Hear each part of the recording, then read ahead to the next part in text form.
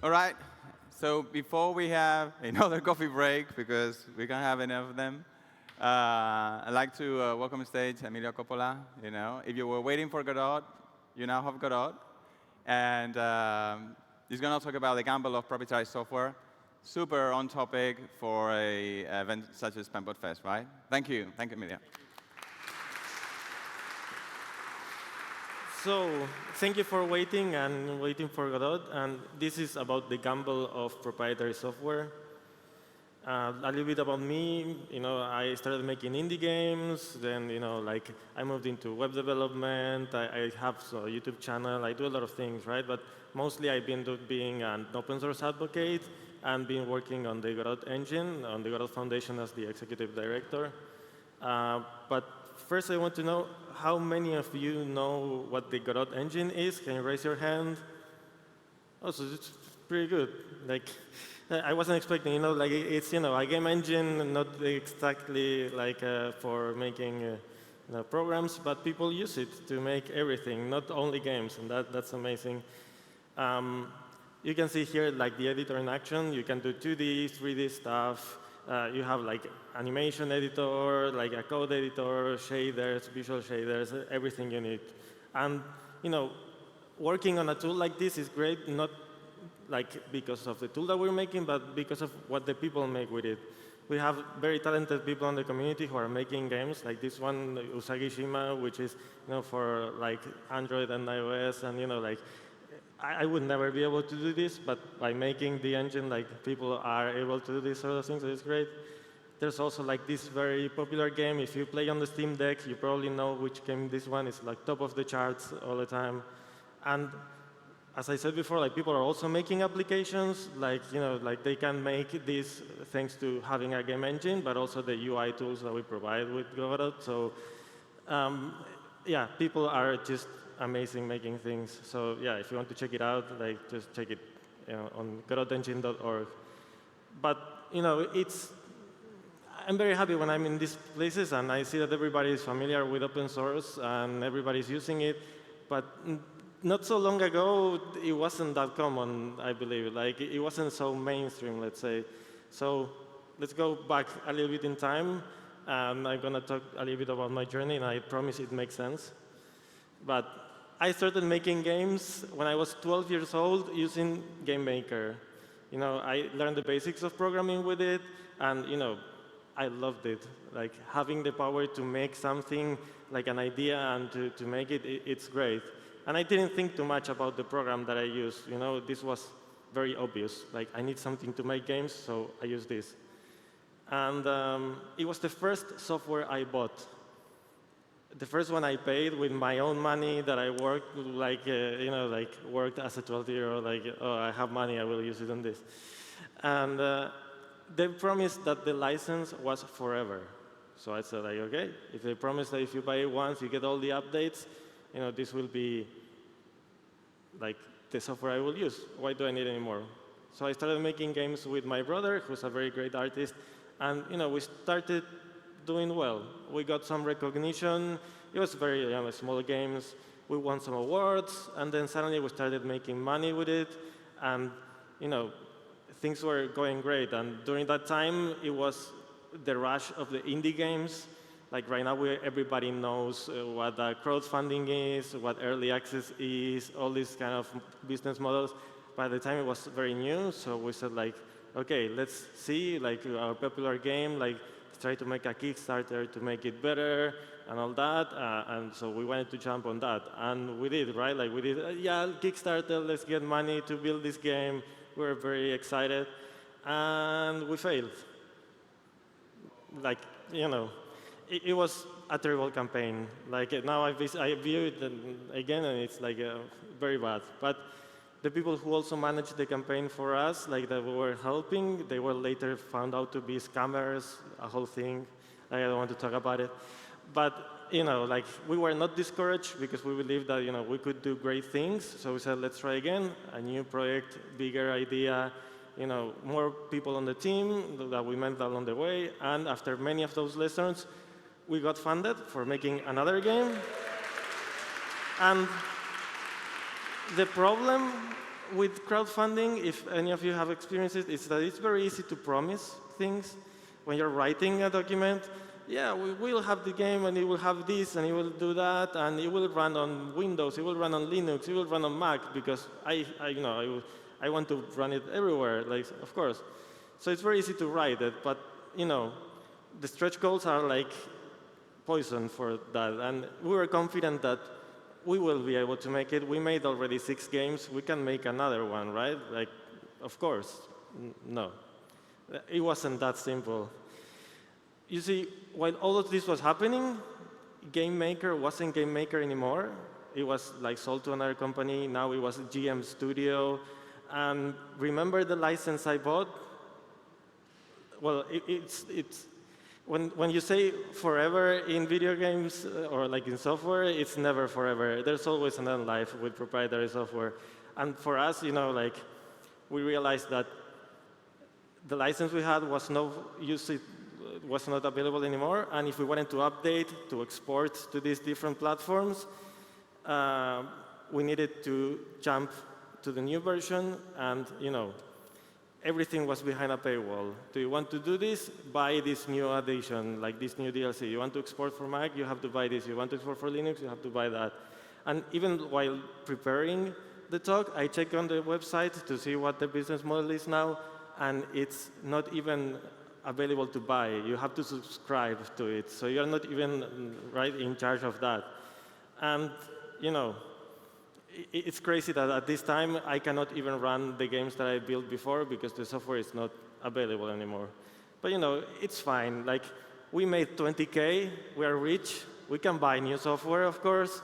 We did it. And it was way more expensive than what it was before, but we paid it. And after starting working on the new version, we realized that the main features of our game were not technically possible in the new engine. So some limitations that they implemented, I won't go too much into detail, but really contradicted the things that we wanted to make with the game. So we were in these situations where we had to compromise and say, like, OK, if we go with the older version, we can do it, but we're not going to be able to ship to Linux and Mac. If we go with the new version, we have to change the idea, and it was a compromise that we had to pick. And we had to adapt our product to the software because we promised all that, but the software was not able to do what we promised. And I'm skipping many of the issues that we encountered. I don't want to go into details for where those, but I'm sure that you all have experiences like this, maybe with very popular software. But the most limiting factor for us at that time was that we couldn't modify the source, and we needed to modify the source to make the game for our needs. And we got in touch with them. They said no, like, good luck. Right, like you can use another thing. Try to contact everyone we knew about it, but there was no way to modify it.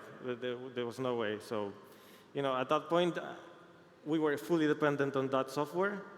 That was the only thing we knew how to make. And during the process of development, it was not realistic to swap. Right? When you learn something, swapping midway in a project is really risky. So, time was running out, and we noticed that we based everything on something that we didn't really own. We couldn't modify it to our needs, and yeah, we were very, very desperate at that time. The experience was so stressful that it made us all in the studio quit game development after it. We ended up releasing the game. We made like the good on the promise for the funders. Everything was like we promised. But it wasn't a very good game. We had to, struggle a lot to make it happen. And we had a lot of support from the community, and even if we got the money for the funding and all that, we had to invest extra money from our pocket to finish it.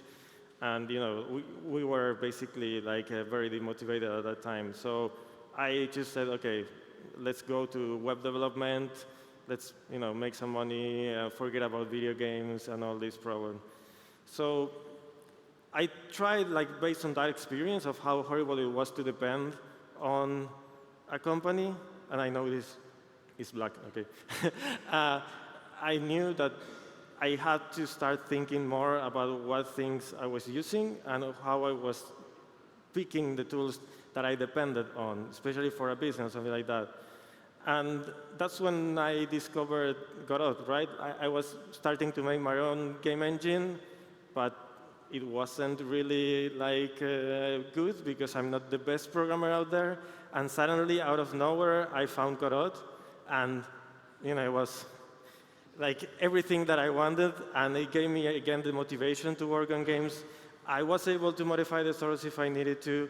If I had something that I couldn't modify, I knew I could hire someone to do those changes for me, and I wasn't limited to the platform, the license, or anything like that. It had everything I needed, and everything free and open source. As you can see, as I showed before, right?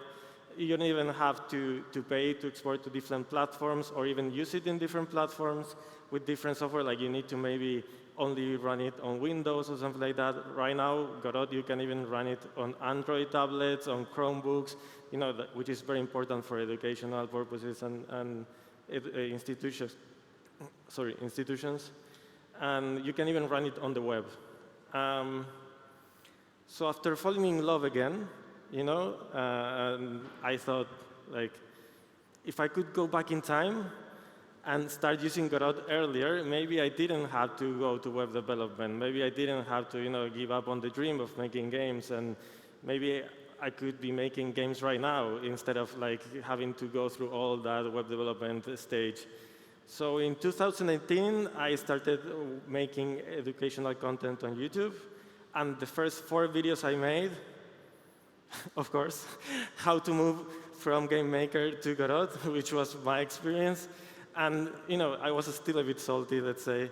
But I got more involved with the community. I started making a few plugins, a few games, and I promoted it as much as I could. And an amazing thing happened recently, which actually one of the developers of the most successful games in Godot told me he used my tutorials to also transition from Game Maker to Godot. So I call that a win. And I would love to believe that this is in part because of me, but of course it's the whole community who made this happen, right? But the labels we use, open, libre, free, they are for more than software. They also impact the core of your business. And the core of your business, if it's based on something that you don't control, you're going to have unexpected surprises along the way. And those can be completely devastating, like it happened to us. And we see this time and time again, and we'll keep seeing it, right? Maybe you had all your files on a Google service, and that's not happening anymore. And what are you going to do, right? You have to suddenly find a different alternative. Maybe you were hosting all your files on a platform, and they start to use your art to create a new product that you never agreed to. Or maybe you were trying to get away as far as possible from Adobe, and something like this happens, right? It's always happening when you're basing all your work on something that is proprietary. So I want to encourage you to revisit the areas that your potential risks are, and you might not find a perfect solution, but it's very good to know and understand what things you really control and what things you really own and what things you don't. And you can always help those projects be the thing that you want if they are not quite there yet. And many people think about open software or open source as being just a programmer things, but as we can see here with Penpot and with many other initiatives, more and more time, we need more people, more designers, communicators, copywriters, and everything in between. If you want to contribute to make any of these tools better, I'm sure that they will appreciate whatever your expertise are. And if there isn't an alternative to something you're using or you used to work, it might not be here today, but surely tomorrow. Thank you.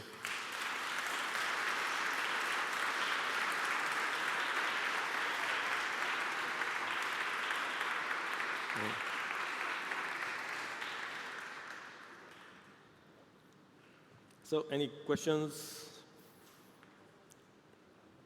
You can find me also on the coffee break. I know people want to have some. This might be a bit of a silly question, but why do you pronounce it Godot?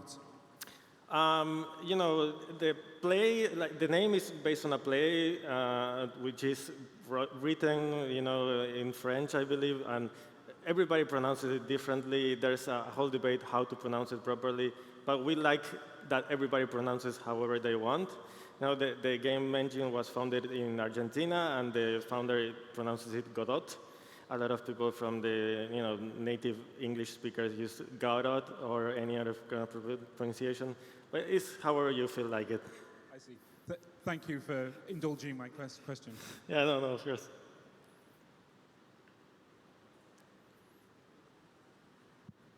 Hello. Do you know for the published games with Godot, the ones that you keep tabs of how many of those get to customize Godot and how many are using Godot off the shelf? Yeah, most of the indie games you find are Godot off the shelf. And probably if you see games that are big on the charts in Steam, they all have custom versions. Whenever they are making the game for any other platform and they want to be very specific in terms of like fixing it, as I had that issue before, right? Like it's usually bigger teams with maybe more than 2 or 3 people that have custom versions. And yeah, I'm not sure. We don't have any telemetry to tell because we respect like the privacy of everyone like as much as we can, so we don't add anything like that. But as far as we know, all the bigger games in Steam are like a bit modified version of the engine.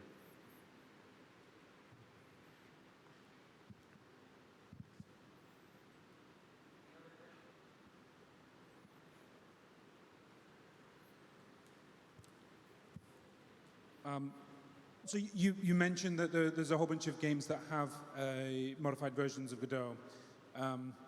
These are all open source, so that they have to publish their source codes, right? No, the license we use is MIT, so they can do, but most of these different versions of Godot, they end up pushing their changes to Godot itself. It's just that it takes us a long time, right, to review because there's so many reviews to do that, but they can do whatever they want with it. That's why I'm like... Okay. So I actually have this is the actual question. Some of the projects that I've worked on have done not just passive review, but they've actually gone out into the wider world and tried to pull changes back in. But it sounds like you're already swamped by merge requests. Yeah, there's like 1,500 pull requests left to review, and if you check the GitHub, I think it's the biggest open source project on GitHub, and there's a very big amount of requests of changes and issues. But yeah, whenever we have like a high-profile game that comes out, we try to get in touch with them, see what their issues were, how can we improve it, and most of those fixes that work for their game work for everybody's, so they end up being in Godot. But it might take some time. We recently released Godot 4, which was a big rewrite of the rendering engine and other areas, and making a game is maybe like 4 years kind of thing. So there's people that are still using older versions of the engine and people who are starting now with the new one. So it's always like maybe this issue will fix, right? Like the legacy version or like long-term support, and then the future games will fix the current versions. So thank you.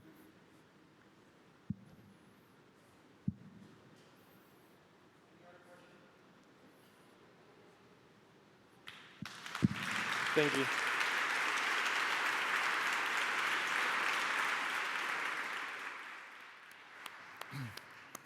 Thank you, Emilio. Well, now we have another break. How is the morning going? Good, huh?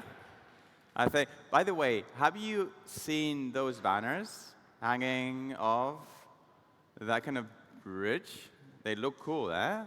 Don't forget to take pictures. We have Nextcloud, we have Fedora, we have GitLab, we have Inkscape, we have Blender, we have Penpot, we have Godot. We have Token Studio, we have Taiga, we have Open Source Community Africa, we have Sustain Open Source, and then we have Open Source Design. So super cool. They're not for sale. So sorry, we're taking all that back to our offices in Madrid. So now, just enjoy the last coffee break before we have lunch. And next, we will have the panel on developer and design collaboration in the age of AI, moderated by Vitaly Friedman. So see you in half an hour.